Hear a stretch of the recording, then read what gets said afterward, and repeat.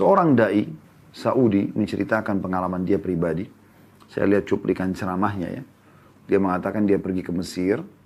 Kemudian setelah dia sampai di Mesir, dia pergi dari ibu kotanya, Kairo, ke Iskandaria, ke satu kota yang lain. Kemudian dia bilang pada saat di Kairo, dia mengenal satu pengurus masjid dan dia pergi ke masjid itu pada saat dia mau pulang ke Saudi setelah selesai pengajian di kota Iskandaria ini. Dia bilang, saya pun tiba malam. Kalau saya nginap di hotel juga waktunya sangat kepepet dan saya ingin malam ini nginap di masjid, di rumah Allah.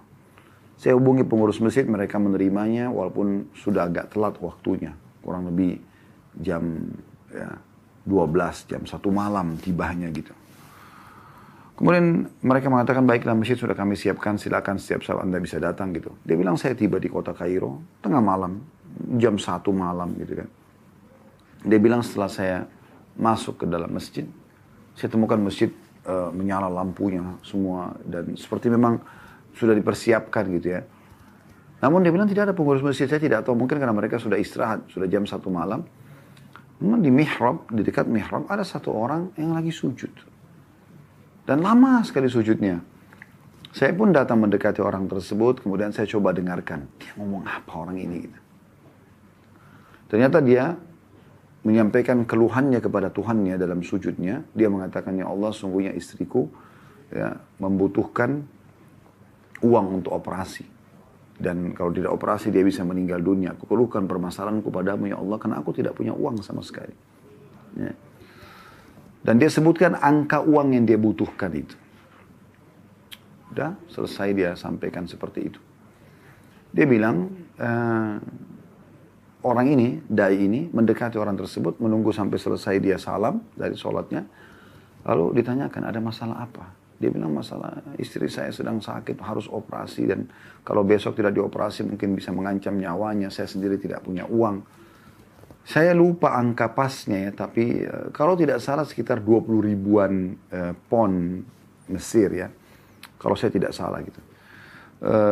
Kemudian, kata dai ini, apa yang sudah kau lakukan sesuatu yang sudah sangat luar biasa. Dan yakinlah Allah akan berikan kepadamu jalan keluar. Lanjutkan doamu. Lalu dai ini mengatakan, orang itu pun terus berdoa, mengulang-ulangi doanya. Dan saya pun kena ngantuk, saya istirahat. Setelah saya sholat malam, beberapa rakaat, saya istirahat. Menjelang subuh, azan subuh saya dibangunkan untuk pengurus masjid. Syekh bangun gitu ya. Dibangunkan. Lalu kemudian saya wudu, lalu saya sholat qobliyah. Atau sholat sunnatul fajr ya, qobliyah subuh. Kemudian diiqamahkan sholat. Waktu diiqamahkan sholat, tiba-tiba saja pengurus masjid mengatakan, Syekh silakan jadi imam buat kami. Kata syekhnya, saya lagi capek, mungkin kurang pas. Enggak, silakan walaupun ayat-ayat pendek. Maka dia bilang, saya pun jadi imam. Subhanallah, begitu selesai sholat, salam, lagi zikir, ada satu orang datang.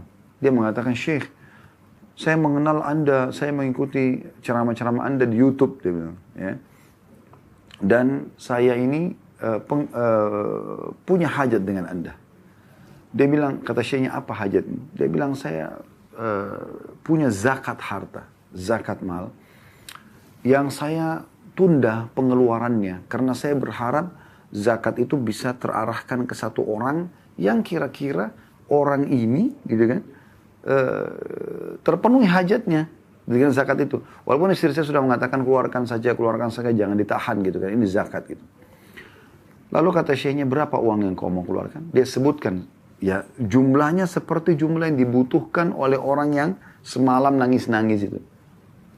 Kata syekhnya, subhanallah. Baik, tunggu sebentar. Syekhnya lihat kiri kanan, cari mana orang yang semalam sholat. Ternyata ada di ujung shaf pertama. Syekh mengatakan, diberikan isyarat supaya dia datang. Datanglah orang tersebut. Kata syekhnya, coba ceritakan apa masalahmu semalam. Dia bilang, istri saya mau operasi, butuh uang sekian gitu. Disebutkan angkanya gitu. Maka orang yang punya zakat ini tiba-tiba meneteskan air mata menangis. Syekhnya juga menangis. Kenapa? Karena seperti depan mata mereka Allah berikan jawaban kepada orang ini gitu. Kok bisa syekhnya datang ke situ, kemudian jadi imam, suaranya didengar, tadinya orang yang punya zakat ini Dia tidak mau sholat di masjid itu, dia mau sholat di tempat lain, tapi karena dia dengar suara dan dia kenal, dia datang sholat di masjid itu. Kemudian dia menyebutkan hajatnya punya zakat, lalu kemudian ada orang di situ yang membutuhkannya. Maka langsunglah Syekh ini memberikan saran kepada pemilik uang agar memberikan kepada orang tersebut dan diberikanlah. Dan dengan diberikan, maka selesailah masalah orang tersebut. Ya, kata Syekhnya bahkan saking gembiranya orang tersebut dia mengatakan, segala puji bagimu ya Allah gitu.